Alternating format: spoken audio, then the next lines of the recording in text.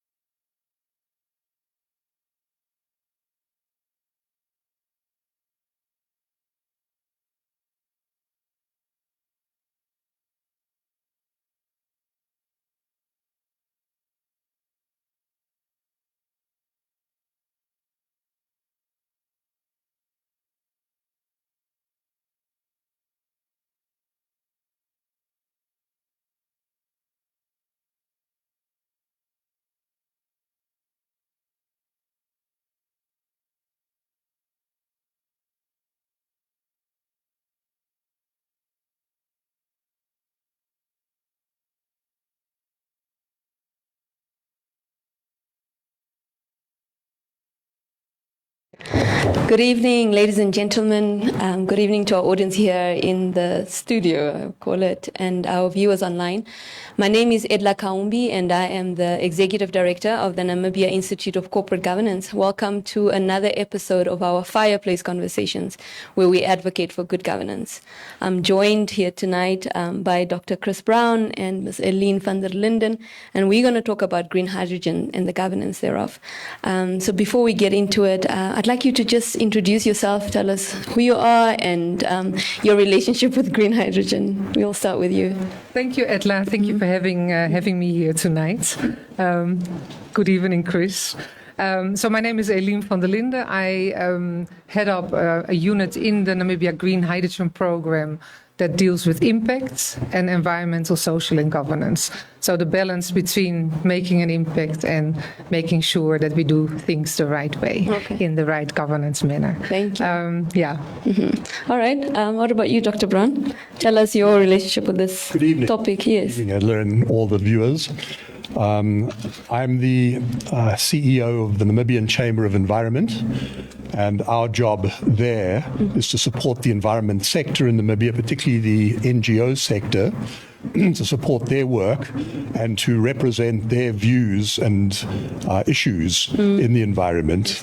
And governance is a really important part of environmental management, and we've seen that in so many sectors, in the fishing sector, in the timber sector, and we just see it again and again. Yeah. So wise, sustainable environmental management and governance are really two sides of the same coin. 100%. Yeah. All right.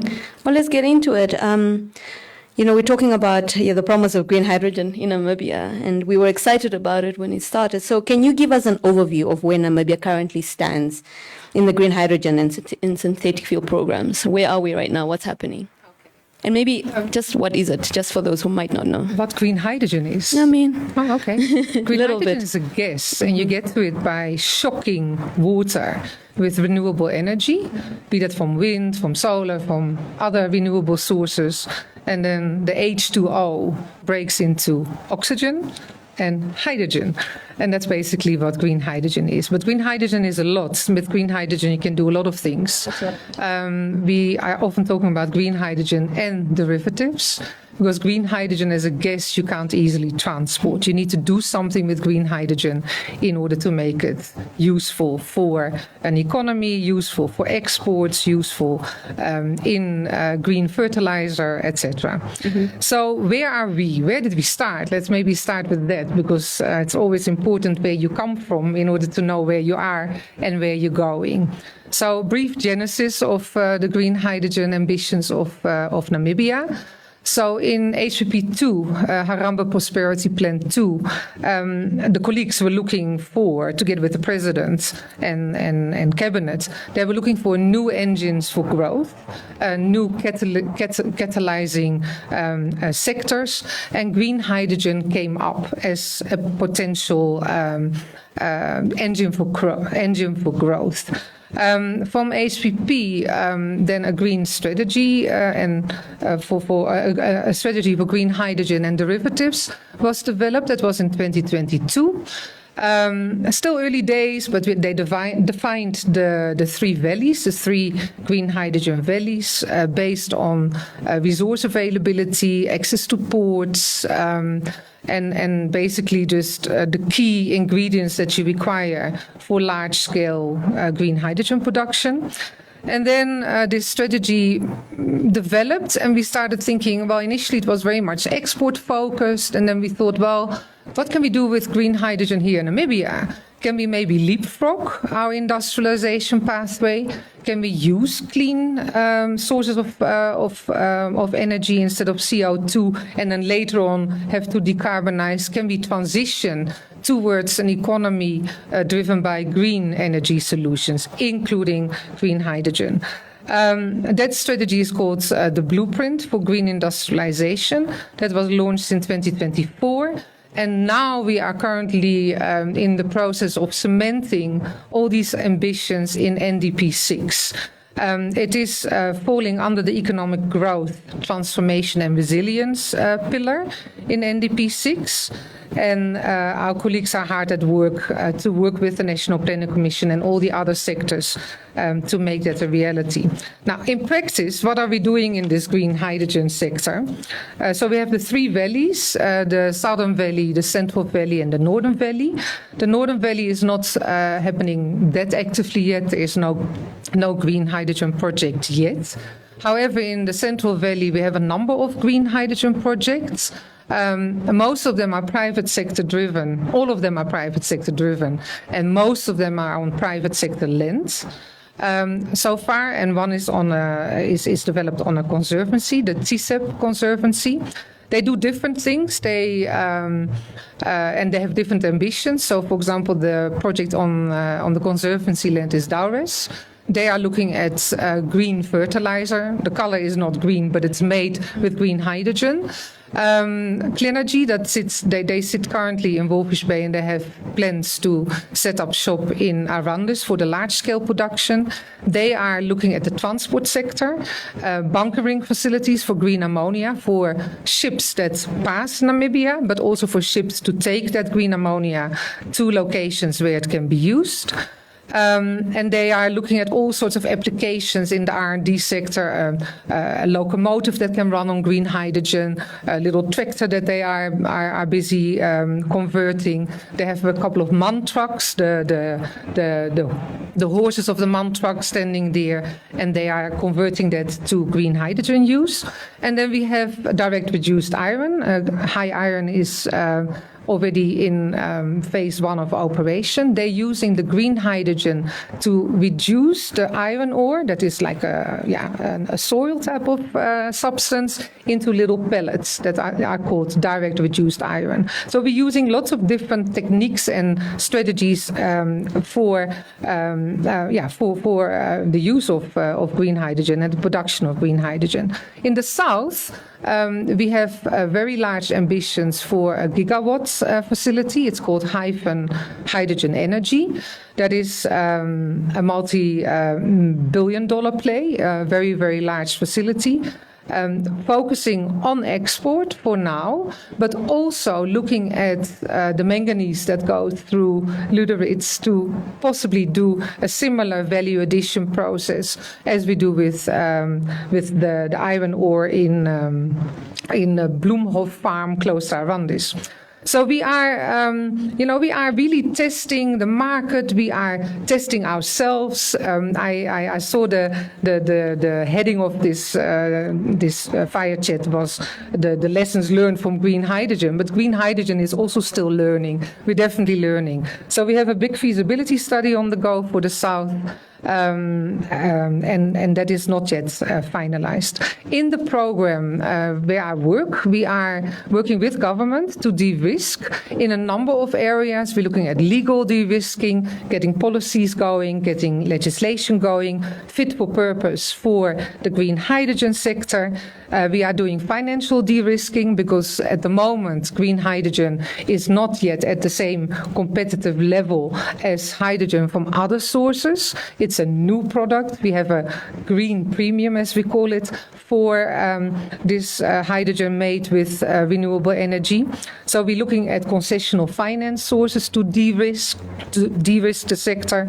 Then we are looking at skills and enterprise development. Obviously, Namibians want to participate in this new sector and they need to get ready. We have enterprise development initiatives for businesses to start getting accreditation, to get certification, to be ready to start working in this sector and providing goods and services.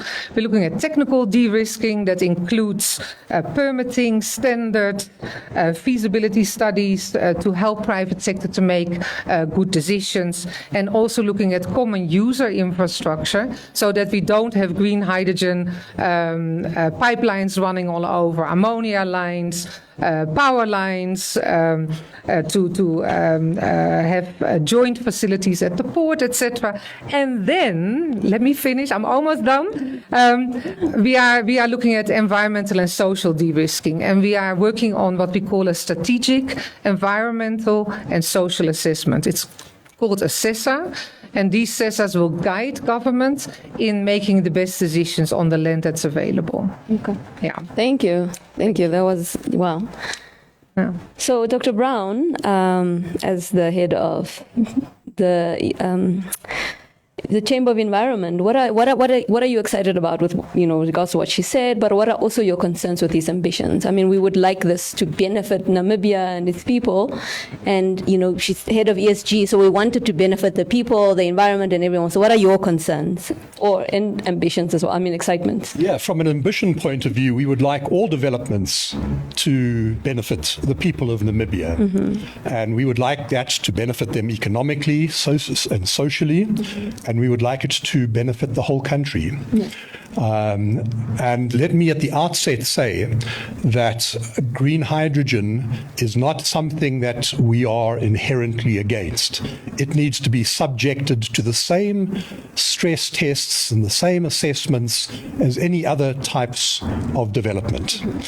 There may well be some useful small projects in the green hydrogen sector that address niche areas. For example, shipping. Shipping is a good place for green hydrogen because it's a very difficult sector to deal with and reduce carbon emissions through other sectors.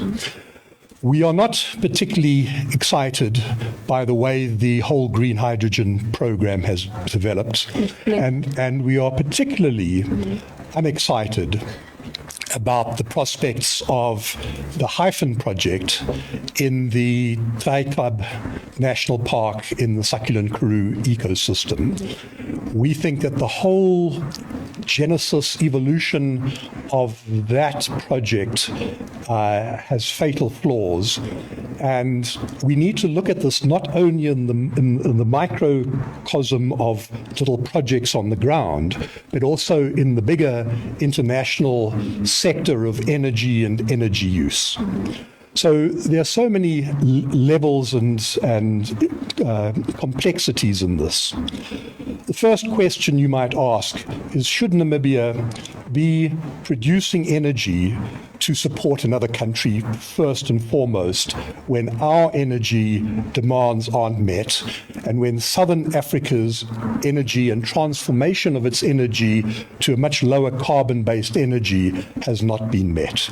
Should we be putting all our energy production to help the European Union, Germany, the Netherlands, and those sorts of countries that are incentivizing these activities because they have caused the climate crisis, and now they are offshoring the problems and the risks to Namibia to deal with this.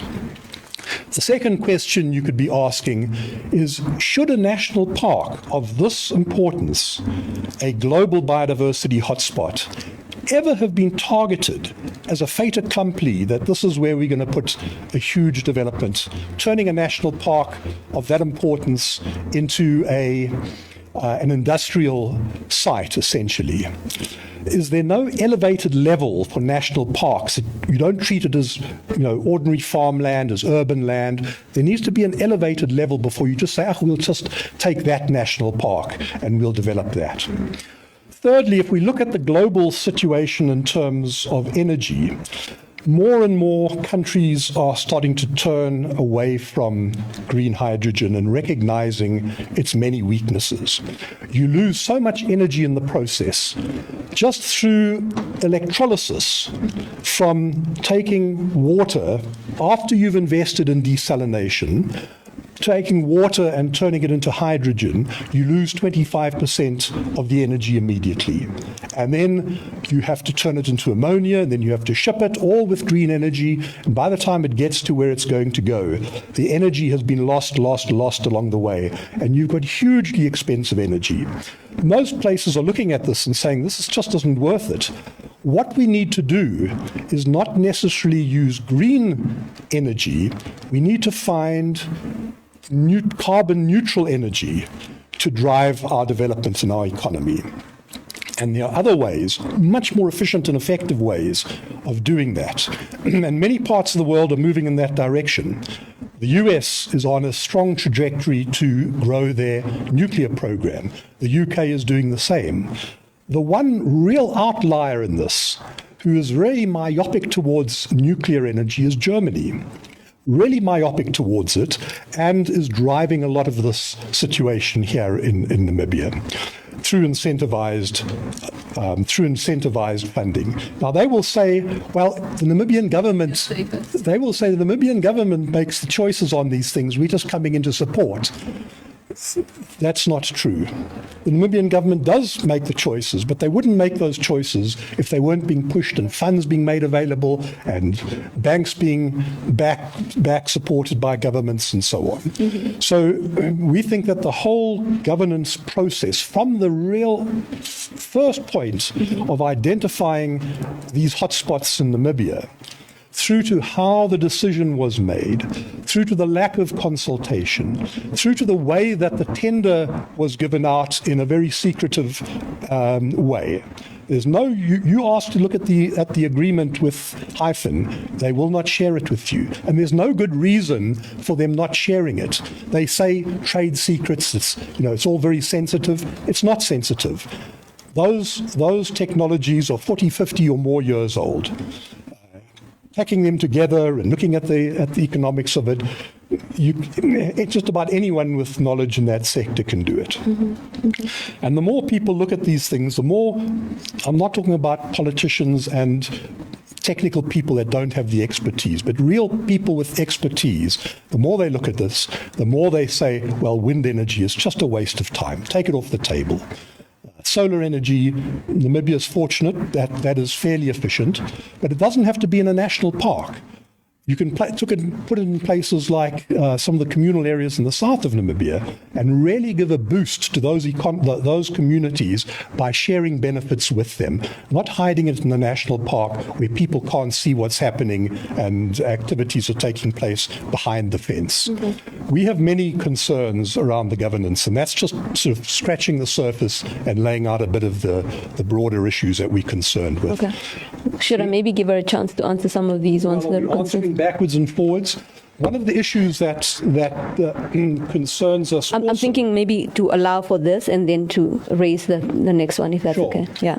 So maybe, I mean, that's pretty scary what he's raising. So maybe talk about why in the national park, and then also in terms of the viability with regards to what he's saying, the energy losses and so on.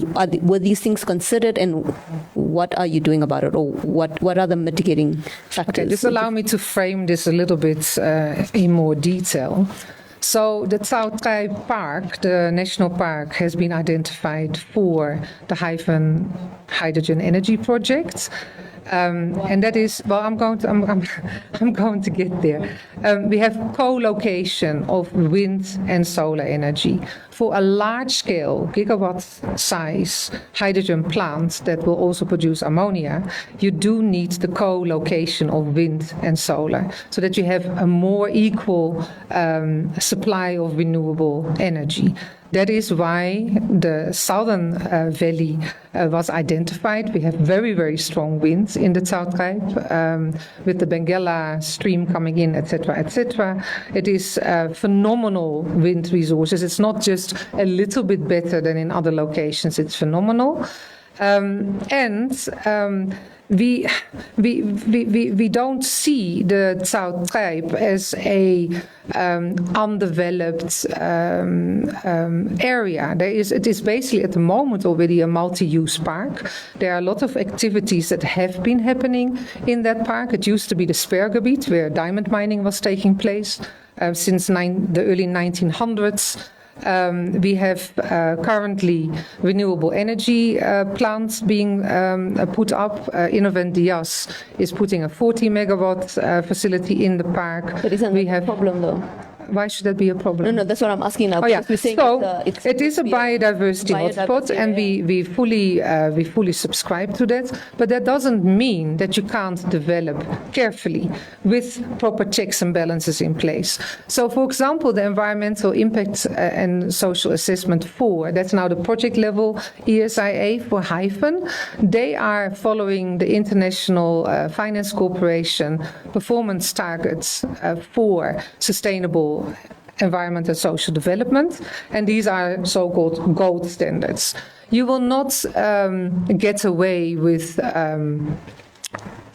planting your wind turbines in the highest biodiversity sensitive areas. You will have to place them where they can be placed from a biodiversity and environmental protection perspective. The same is true for your solar.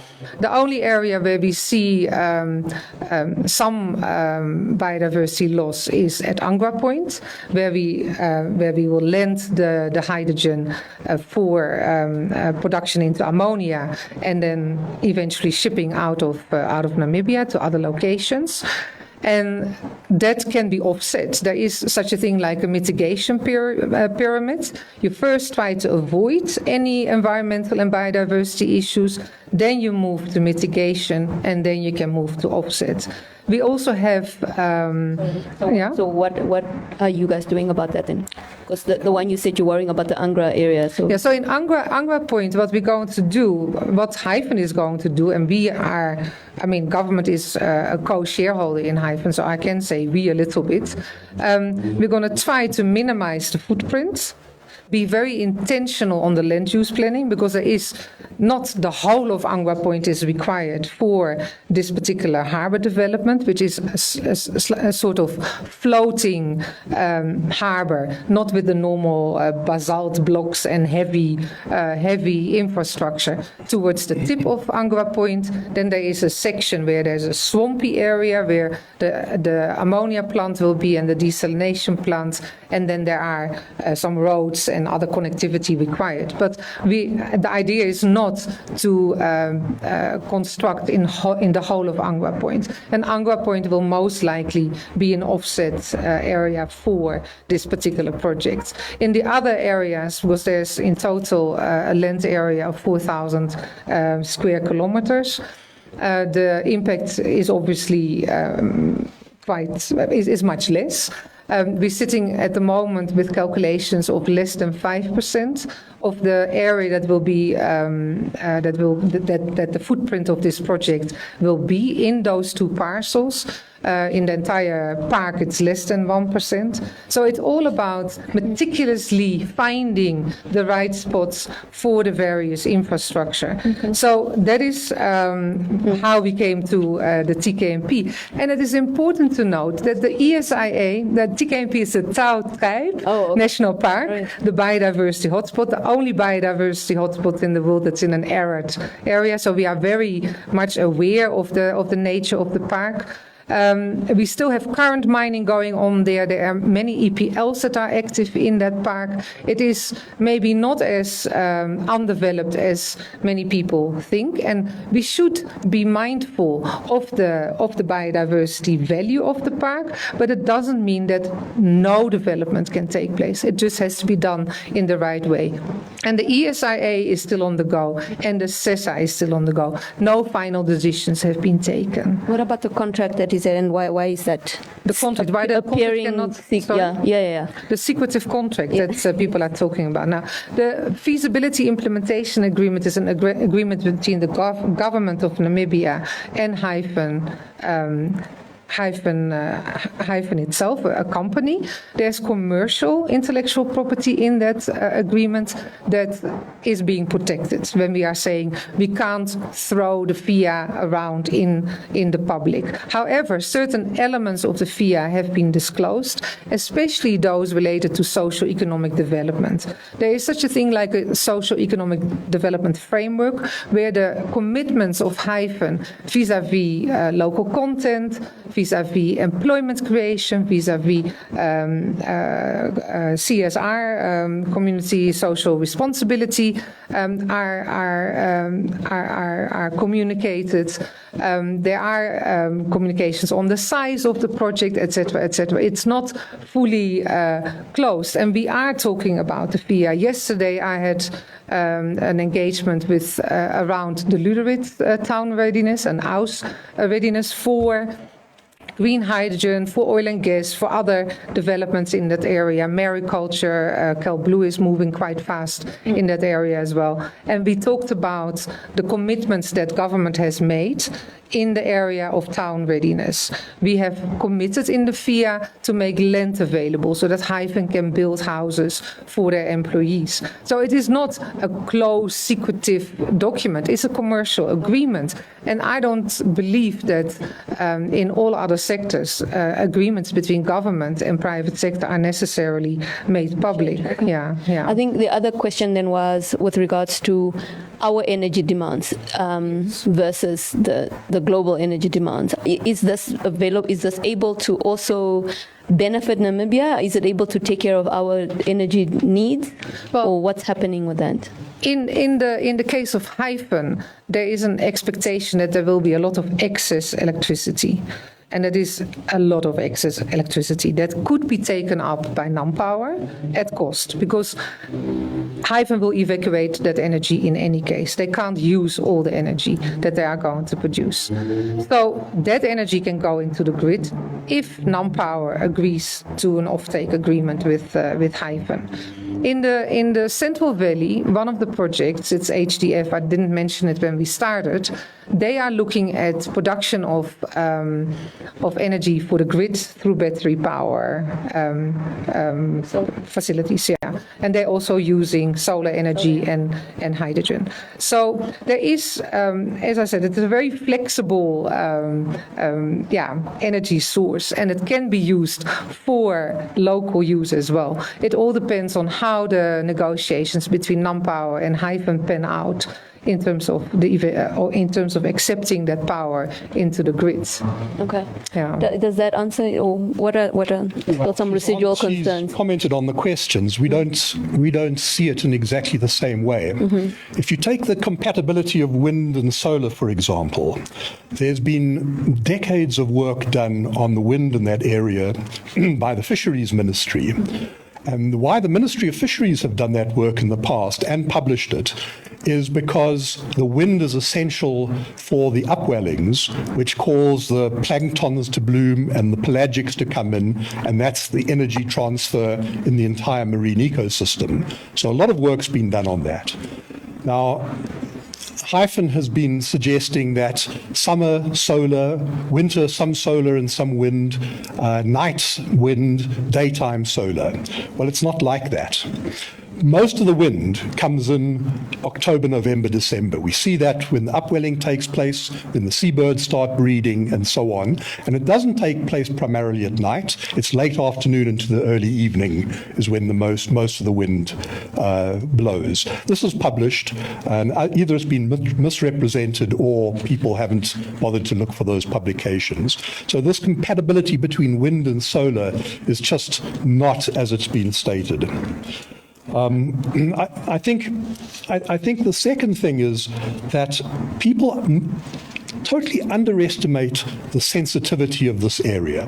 There's been some work which has recently been completed and published on the succulent karoo ecosystem in South Africa, where there has been some disturbance, some farming, some infrastructure, roads, and so on. And that whole area is systematically being turned from a succulent ecosystem into an area that looks more like the central Namib. Sand dunes are starting to form, they're starting to move across the area, and you don't need to cause a lot of disturbance on these very sensitive marginal landscapes to tip them into a totally different ecosystem from which they will never recover. Not in our lifetime and in these arid zones, probably not in 5,000 years if you leave them alone and hope for them to recover.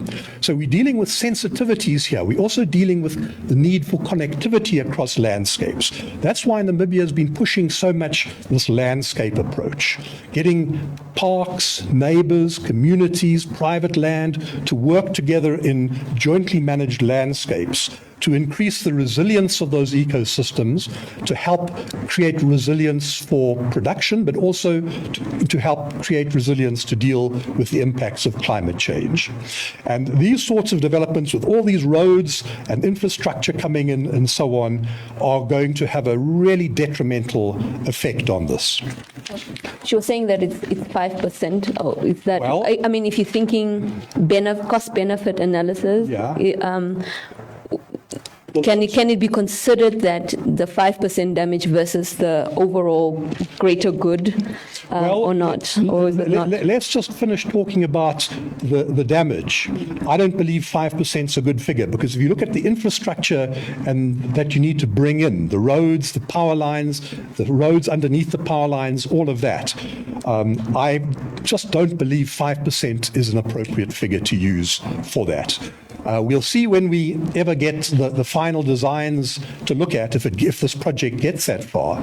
But at this stage, we don't believe that. And to talk about 1% or less than 1% of the whole area is disingenuous, because Hyphen has been asked to upscale all their supply infrastructure for future developments down the entire length of the Taikab National Park.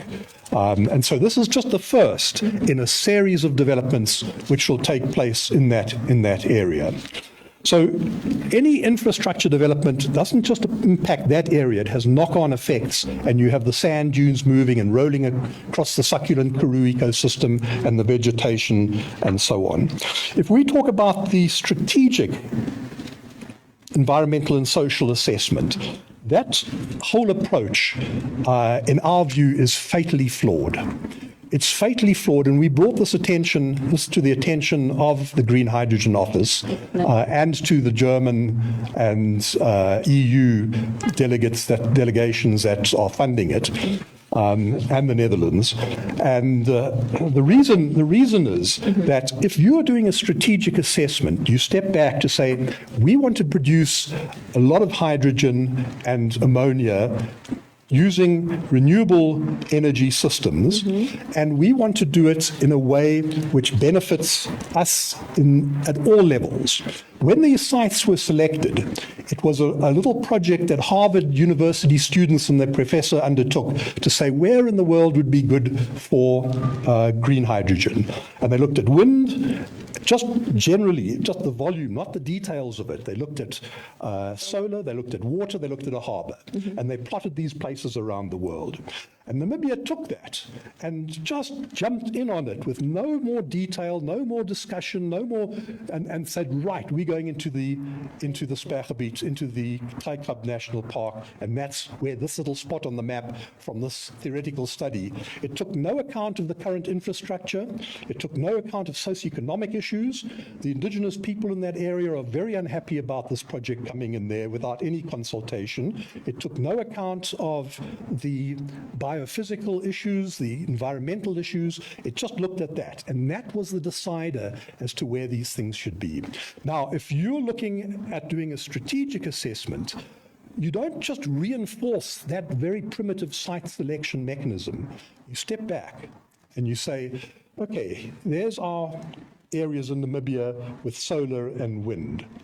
But we also need to see where are the towns that can properly support this. Lüderitz is a really small little town without much planning infrastructure capacity. Walvis Bay, Arandis, Swakopmund are the biggest towns on our coast. Is Arandis bigger than Lüderitz in terms yes. of infrastructure? Yes. Okay. And there's good road infrastructure, and there's rail infrastructure, and there's a well-developed harbour there, a big harbour. We don't have to build another harbour. What's the solar radiation like? It's at least as good. The wind might be not quite as good, but given the fact that the wind doesn't really complement the solar all that well, it may not be an issue. Then you say, okay, what are the pros and cons of all of this? Just about everything is better in the central Namib. The ecology is far less sensitive. Just about everything is better in the central Namib than it is in the south, with the possible exception of wind. So what is the value of that wind compared to all the values of all the other things? That's the kind of thinking that goes into a strategic assessment. And the people who've put the strategic assessment together have denied that opportunity to look more broadly, and they're just refocusing on this area. And so that strategic assessment, in our view, is fatally flawed. And when it gets to the World Bank and to funders and others, I think they will see the same. And the problem with just going ahead and not taking advice is that later down the line, it comes to bite you. Is it too late to take the advice? Is there a way to work together to be able to address some of these concerns? Not too late at all. It's not too late at all, and that's exactly what we've suggested. So what Chris is alluding to is to say, when the strategy for green hydrogen was developed with the 3 valleys, that was already not acceptable. The government felt we should spread this new development and not only develop in one valley. That's why even the Northern Valley is there, even though there is no port in the Northern Valley yet. The Northern Valley will probably come into play more on critical raw materials that are required for the green transition. The Central Valley has this whole myriad of different projects on private land, and the large-scale project was targeted for the south. With the CESA, we had long discussions with the Ministry of Environment and Tourism. They are leading the CESA process. We have a steering committee that's led by the DED at the Ministry of Environment and Tourism. We have civil society represented in the steering committee. We have Ministry of Mines and Energy, or what is it now called, Mines, Industries and Energy. We have the National Planning Commission represented on that steering committee. It is not, what should I say, just kind of one day we woke up and here's the CESA. The CESA terms of reference were reviewed by the IFC, biodiversity expert. We had comments from various quarters. We have done our background research. It doesn't mean that we preempt what the CESA outcome is going to be. We're going to allow the process to take its course. There is an international reputable consulting company that was hired through the EIF for our program, Environmental Resource Management. They're undertaking the CESA, and to a priori dismiss the results of research, evidence-based decision-making, I think that is a little bit short-sighted. The same for the ESIA. The ESIA is not undertaken by Hyphen itself. That is done by independent professionals, environmentalists, similar to Dr. Brown. We cannot dismiss these results before we have gone through this entire process. And it is a complicated process. And you can say, why must we do this in the South? Because in the South, people are under-resourced. When I drive for my work in the South, I often feel very disheartened. I really believe that the South is incredibly under-resourced. It's very difficult to make a living in the South. You can say Luderitz is small. Luderitz has big ambitions. We were together with various private sector actors over the last 2 days. We were together with the Luderitz Town Council, Karas Regional Council, AUS, traditional authorities. There is a lot of hope that there will be development through oil and gas, through mariculture, through tourism, through green hydrogen. And to say we must leave Luderitz behind because it's small, in my view, that is not in line with how we want to develop this country. I've been in Namibia since 1990. I've been working on development issues for the longest of time. And to me, that is not the right approach. All the different regions should benefit. Of course, it's harder in the hinterland because there you are not close to a harbor. You get additional transport costs. The wind intensity is much lower. But to outright dismiss a decision of this government to go for 3 valleys is, in my view, I don't know that that's the issue. I think the issue is the concerns that are being raised. And I am a little concerned because from what I'm understanding, it's as if the environmentalists here gave an input and that input was not taken into account. It sounds like, I don't know if that's what you're saying. No, I think Eline is deliberately sort of taking us off here with talking about we don't want Luderitz to be developed, we don't want areas of the country to be taken out. We want the whole country to be developed. There's no one more concerned about the unemployment in this country, the lack of economic growth and the development that's taking place than us, because we see the environmental impacts of this. Mm-hmm. We want to see economic growth in this country. We want to see foreign investment. We want to see job creation. We want to see upskilling of people.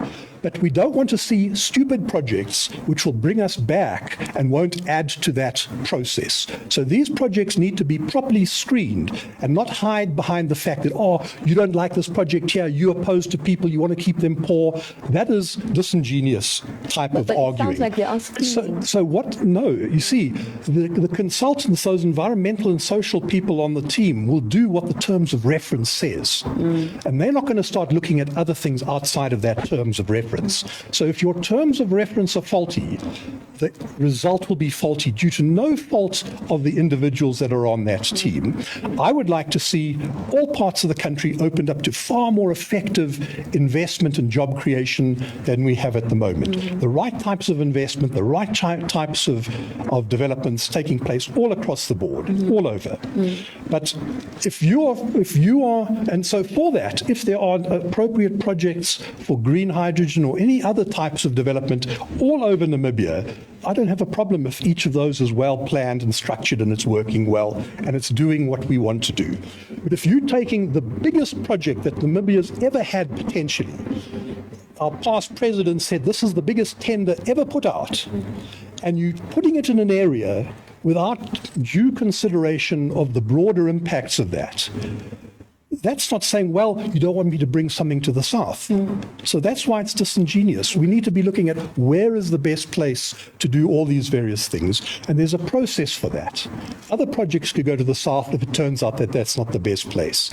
So, you know, the planning process is fatally flawed. The second component that we're very unhappy about is the fact that this bypassed all the normal processes of issuing tenders and entering into agreements. It was done under the Nature Conservation Act. And then justified under the parks and tourism concession policy, which was neither of them are there to look at industrialization in parks. It was just a really quick and dirty backdoor, which with a bit of legal assessment will probably show that it was fatally flawed as well. And I would really like to see some lawyers dig into that and see how that was done and what part of the Nature Conservation Ordinance it actually falls under and how it was justified. Okay. So, you know, from all these points of view, as I say, we are not opposed to renewable energy, green energy. We are very skeptical about some of the claims made under the green energy banner, that they are not as green and they're certainly not very effective. There are probably other ways that we could go. And I see that a lot of the world, and including Namibia, is starting to talk more and more about the option of nuclear. And from an environmental point of view, at some strange time in the history of anti-nuclear and environment, those two lobbies got together. It was probably in the hippie times and people were frightened of the nuclear wars and things like that. But from an environmental point of view, nuclear makes far more sense for a country like Namibia in its energy developments than does these issues and green hydrogen. Now, let me just add one other thing. The core purpose of Hyphen is to produce hydrogen and ammonia for export, mainly to Germany and some other EU countries. And they are funding the EIA and the strategic assessment and so on. So that is the primary purpose, and any other bits of energy on top of that, they talk about putting into the national grid, selling to NamPower and so on. If you've got programmed the amounts you don't know, little bits and pieces or big blobs of energy coming that you can't really program easily into your energy system. It's a very, very ineffective, and unuseful way of contributing to your energy grid, because today you have it, tomorrow you don't. So you've got to have that backup for when you don't anyway. So you're actually not addressing and helping the situation. You're putting surplus spikes into the system, and that's not good for your energy system, for your stability, and for reliance. So this is just a bit of marketing ploy that's coming along with the program. What would you need to see to have assurance or to feel comfort, to not be concerned? What would this project and Hyphen and all of these players need to demonstrate? I mean, because you mentioned some of the assessments that were done. What would they need to do? And so maybe you can respond like, what have you not done according, to what he says, in response to what he's saying? What would give comfort and assurance? Because it sounds like it's a great thing. It sounds like the country can benefit economically and otherwise. Well, can the country benefit? I don't know. It sounds like that's a very good question, because how is this hydrogen and ammonia actually going to be used? Most places haven't set up properly to do that. Secondly, can they give assurance that for the next 50 years they will buy this from us at a price which will cover it? Thirdly, the number of jobs to be created are grossly manufactured. It's a Pinocchio-type assessment of the types of jobs. Everyone has looked at it and couldn't come anywhere near the numbers that have been projected. Can I maybe come in? Let him finish and then we'll come in. Yeah, let him just finish and then we'll come in. And so and most countries are starting to move away from this. There's just a few countries that have, really, it's Germany. Germany has really screwed up its own energy system. in terms of closing their nuclear power factories, a total knee-jerk reaction, relying on Russia. They were warned not to, they thought better of it, and now they're casting around. Behind every renewable system, have to have a firm supply. So you double investing in everything. You've got to have gas or coal or something behind every renewable program, because when the wind doesn't blow and the sun doesn't shine, you have to have backup.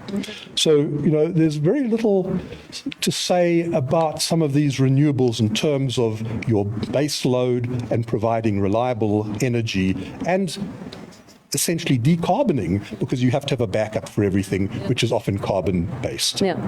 So, Eileen, I haven't even looked and asked the audience anything. They're probably dying to say something. Maybe just respond to that. I just want to make a point around the hard-to-abate sectors. When Dr. Brown was saying, for shipping green hydrogen, green ammonia could be a good solution. It's also a good solution for adding value to minerals. Not necessarily minerals mined in Namibia, can come from Zambia, can come from the DRC, Zimbabwe, South Africa, you name it. We are showcasing through the direct reduced iron project in close to Arandis that this is a possibility.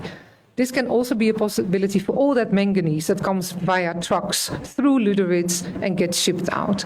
So there are uses for green hydrogen, green ammonia also in Namibia. There are many technologies under development to level that fluctuation that Dr. Brown is talking about when you evacuate power from a renewable source into the grid.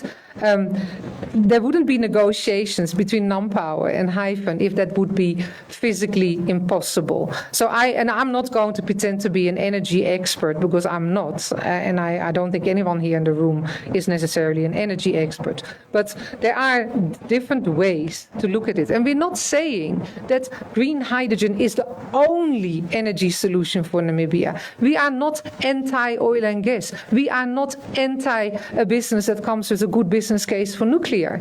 I think that's also important to understand, that we're not blindsided and say green hydrogen is the only solution for Namibia. It definitely is not. Why are we doing that one particularly? Why green hydrogen? What's the business case for it? For green hydrogen, it is that you can get to these hard-to-abate sectors. That is the core for green hydrogen. You can't put nuclear energy into a ship, into a cargo ship.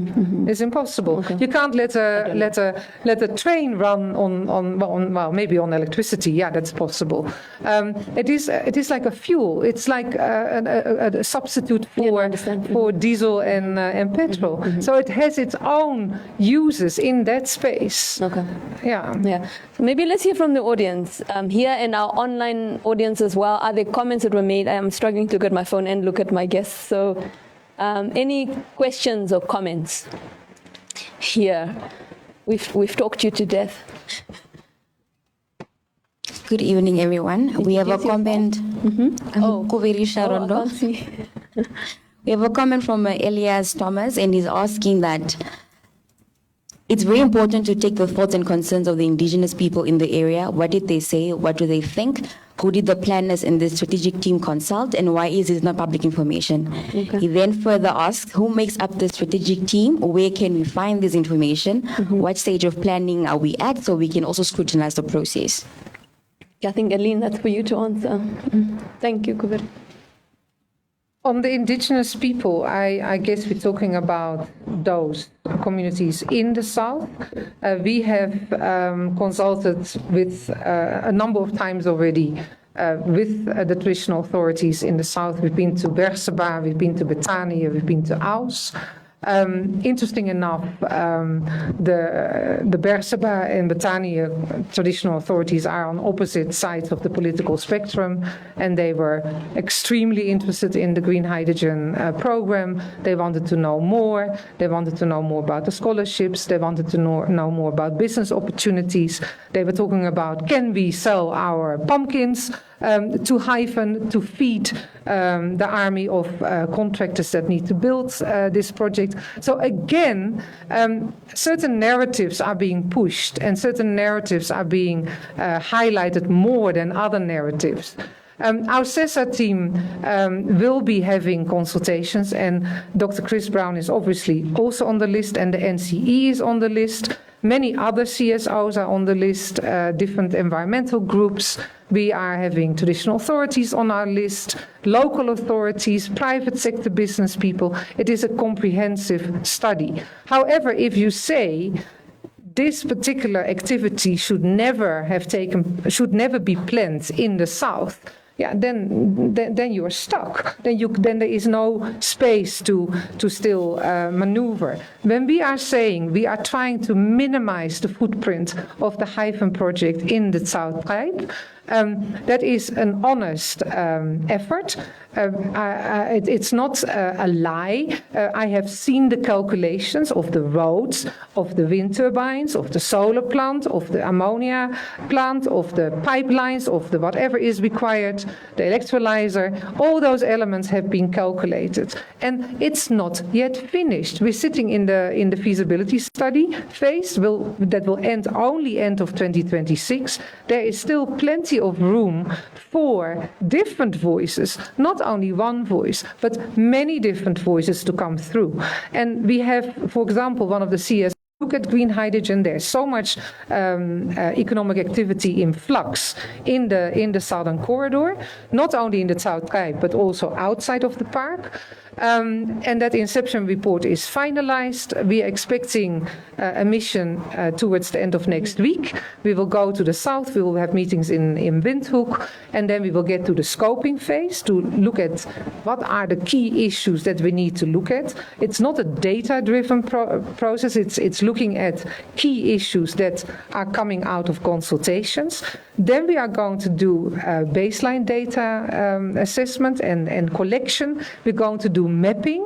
There will be no-go zones in those maps where this type of development should not take place, areas that are too sensitive, areas that should also from an accumulative impact, having mining, having tourism, having renewable energy, having green hydrogen, having EPLs in that area, to make sure that the cumulative impact of these activities are not going to get too much. So that it is a GIS-based exercise with clear maps that we can explain to our stakeholders. Then we, towards the end of this year, should get to a first CESA report. Then there will be a mitigation, management and monitoring plan based on that CESA that will be going to the Ministry of Environment and Tourism, who's the owner of the CESA, to implement, to make sure that we are following the advice of this CESA. And I would like to add one more point. We are looking at an independent review of this CESA, so that it's not only the contractor that is working on this CESA, but that there's an additional panel of experts going to look at the approach, at the work that's being done, etc., etc. What about his comment about the terms of reference, that those are, that those are designed by the... The terms of reference are only flawed if you do not want to see development in that particular area. Then you could say they're flawed. Well, no, he's saying if you not want to see development in an inappropriate area. You take that project and say, where is the best place to have it? Now, this discussion really goes around issues of governance, doesn't it? Mm-hmm. That's the core issue that we're talking about. Now, Eileen said that government is a partner in this. Mm-hmm. I don't know how much they want to put taxpayers' money into it. It would be extremely foolish if they put a penny of Namibian taxpayers' money into this project. It would be absolutely fatal. Why do you say that? Because it's a flawed project. Why do you... The Hyphen project is a flawed project. People are moving away from it. The economics are probably going to see this thing, that big Hyphen project, closed down in the next 5 years or so. Do you have a report on that they have seen? People have looked at a number of different economists have looked at it from different directions, and it's getting to the stage where one needs to look and see how Namibia can extract itself, how the funders can extract themselves from it without losing face, essentially. You're Europe has got more and more pressure on its economy to invest in armaments. They have to make 5%. The Netherlands ran out of energy the other day. They had blackouts in the country. This project on this super expensive energy is unlikely to go anywhere. And Why would people spend so much money on something that they can clearly see won't work? Like, I don't understand. well, it's becoming evident more and more that the future of these big green hydrogen projects, Australia's closed down their operations around these areas. South Africa's withdrawn from the steel and iron green hydrogen initiative. Other countries have done the same. More and more countries are doing that. And it's becoming less and less likely that from an economic point of view, I'm not talking about the smallish projects for the fuels for the ships. I'm talking about these big grandiose projects. Okay, But from a governance perspective, government put the terms of reference together for the strategic environmental assessment without proper consultation with the broader community in Namibia. Government is running the project, and at the end of the day, government, a partner in the project, is making the decision as to whether to go ahead or not, with support from some of the EU countries at this stage who really wanted to go ahead at this stage, or so they say at the moment. What is the governance around that? If the findings are that this is really not a good project to go ahead, do you think government will back away from it? Do you think the EU and Germany will be happy with that? I think very much not. I think you can, because of the structure and the lack of transparency, independence, and good governance around that, I think what we're doing is a box-ticking exercise at the moment. Why do you say there's lack of transparency when it sounds like she's saying you've done these assessments, there are assessments being done, there's consultations being had, and it's still underway? I feel like because each of you are speaking. No, because at the end of the day, government will make the decision through the Office of the Environmental Commissioner. Government is a party in this who want it to happen. Even though the economic returns for Namibia are going to be very, very low, if anything at all, if we invest our own money in this, we could very easily be in a situation where we accumulate a whole lot of debt. The buying countries don't make long-term commitments, move away from us. We've destroyed our most biodiverse national park, and we've got nothing to show for it and a big debt carrying over. The jobs are very small that will be created. It's the same as the oil and gas industry. The offshore oil and gas industry, small amount of jobs, but the returns are high, and a lot of money will come into government. We could double our GDP with the oil and gas sector. That's not the same situation for the green hydrogen situation at all. Neither will produce a lot of jobs, but the money will come into government. Now we need to ask the question, how is government going to use that money and disperse it wisely so we have broad-based development? They haven't been very good to date. As an upper middle income country, we've been extremely poor at doing that. And will this be any better? Okay. We are running out of time. We have run out of time. There's a question in the audience, and then maybe I would want you to wrap up looking at what would success look like in your eyes? What would success look like for this, besides just completely scrapping this thing? What do you think would make successful? But please, yes, ma'am. Yeah. Sir. My name is Eckert from Shepherd's Tree. And just a question or a suggestion. I think we're quite in a fortunate position to have two mega industries possibly emerging.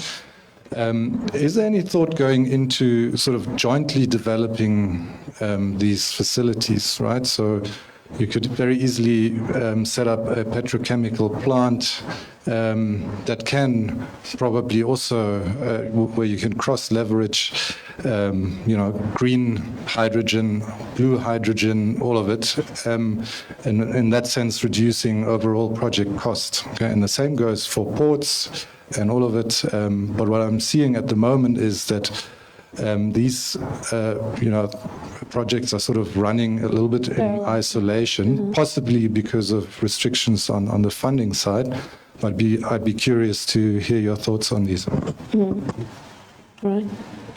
Okay. Yeah. With very little time left, as much as transparency in governance is important, it's also important to be transparent about your resources, about your research, your findings.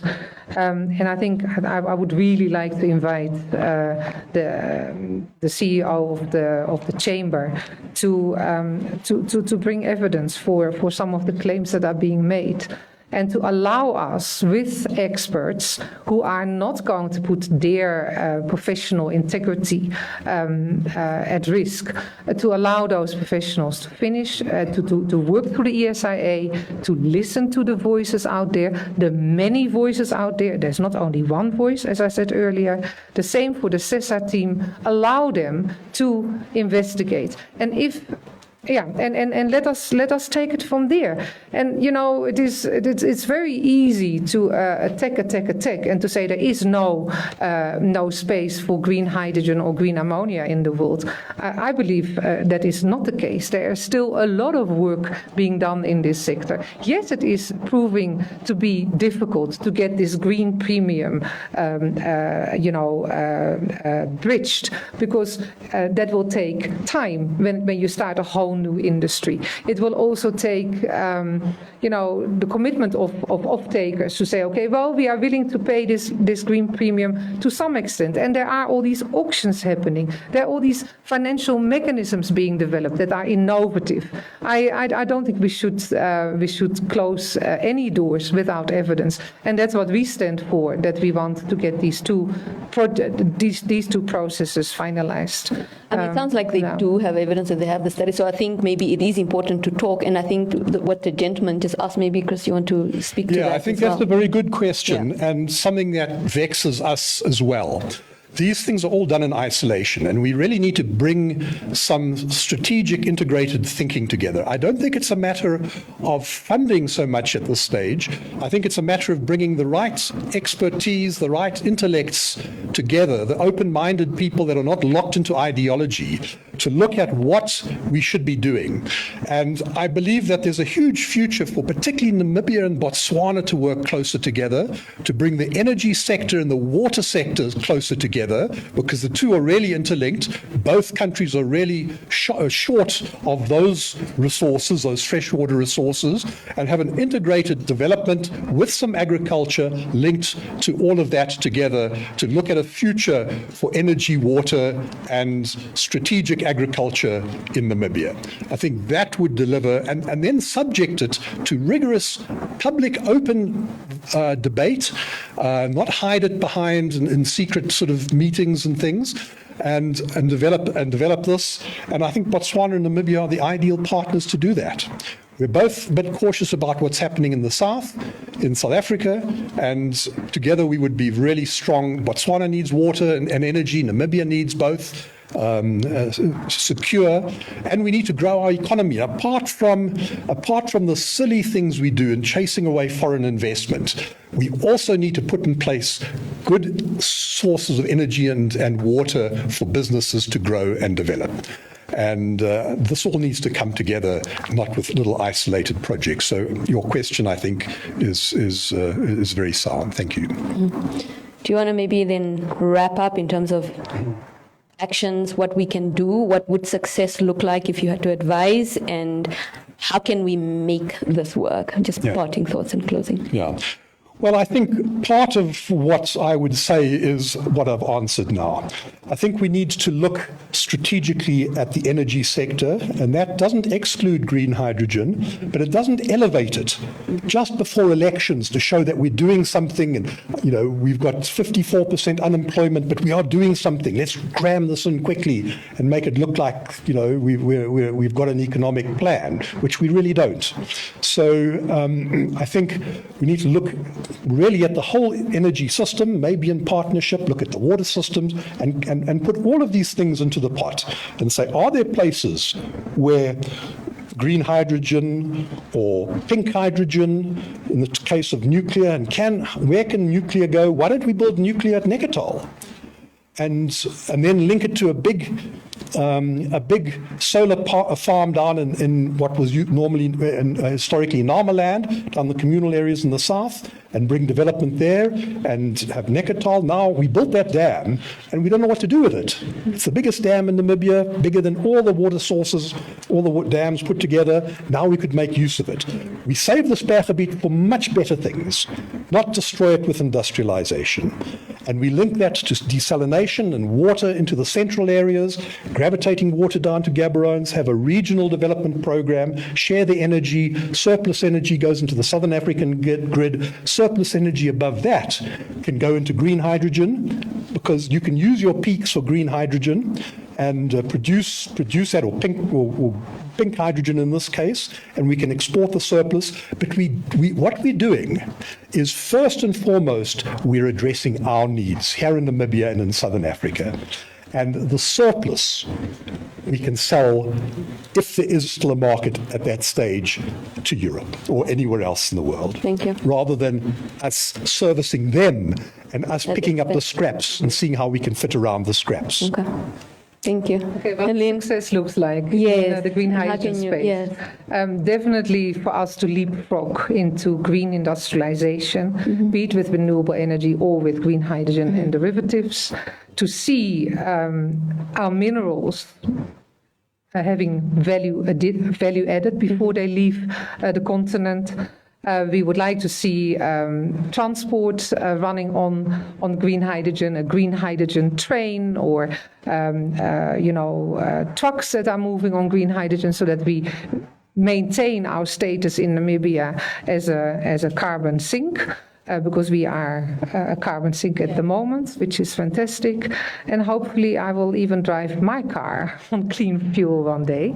And we would like to see, through this green industrialization, a lot of job creation. The thinking around green industrialization is not only the value addition and the economic growth opportunities and the GDP growth and the export, this and that and what have you, but also to get many, many more jobs on the go. And in the industry sector, manufacturing sector is a major generator for jobs for Namibians. So that's what I would like to see going forward. We have run out of time, very fast, and this was really a great conversation. It sounds like we probably need to have a part 2 or something, but it sounds like you both want the same thing. We want the same thing as governance advocates. We want, ethics, and we want transparency, and we want economic development, all of it. And so maybe we need to come together, like one of the audience members said, and hear each other out and do what is best for all of us, because that's what governance is at the end of the day: good performance, ethical culture, and proper controls. So thank you again for your time, for your inputs. I'm excited, and hopefully we can take this further. Thank you, everyone who were here and those who were online with us. Thank you and good night. Thank you. All right.